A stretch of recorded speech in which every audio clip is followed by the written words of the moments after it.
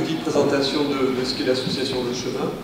Donc on est une association 1901 qui agissons sur les quartiers de l'agglomération de Périgueux.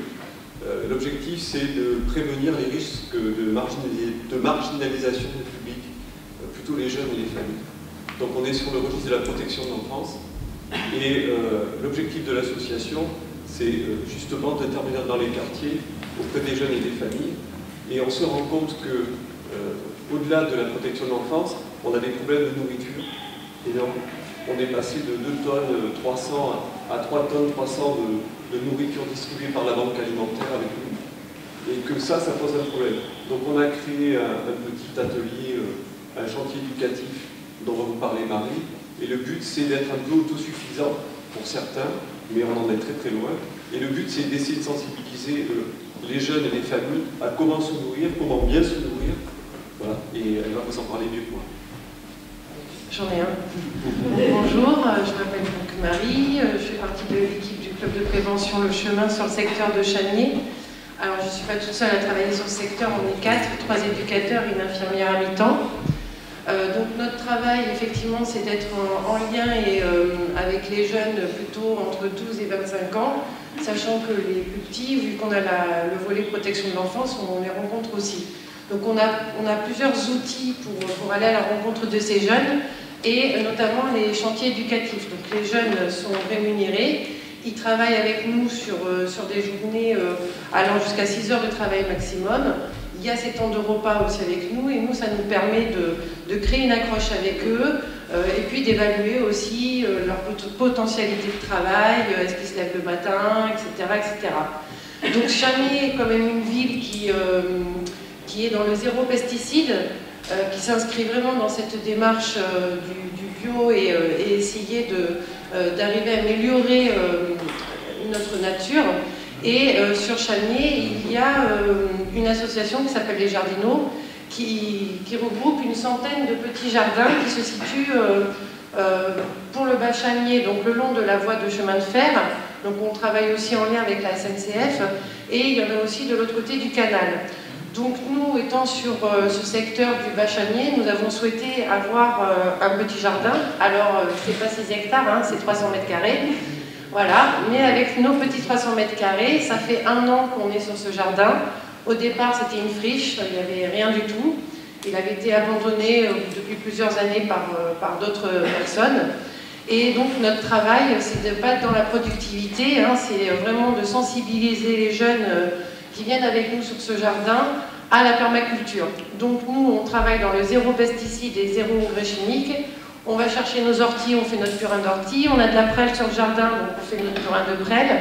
Et l'idée, c'était de reproduire ce que fait la nature naturellement dans les bois et d'essayer de mettre en place des buts, pour que la terre s'enrichisse, et de mélanger arbustes, arbres fruitiers, plantes, et d'essayer d'apprendre tout ça aux jeunes.